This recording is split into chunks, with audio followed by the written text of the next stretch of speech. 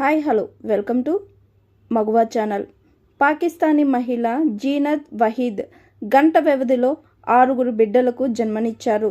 వీరిలో 4 బాలురు, 2 బాలికలు ఉన్నారు. రావంపడిలోని ఓ దవాఖానాలో ఈ నెల 19న ఆమె ప్రసవించారు. ఆమెకు నొప్పులు రావడంతో ఈ నెల 18న దవాఖానాలో చేర్పించారు. తల్లి బిడ్డలు ఎటువంటి సమస్యలు లేకుండా చాలా ఆరోగ్యంగా ఉన్నారని వైద్యులు తెలిపారు. ఒకేసారి 6 బిడ్డలు జన్మించడంతో ఈ దవాఖానా సిబ్బంది చాలా సంతోషం వ్యక్తం చేశారు.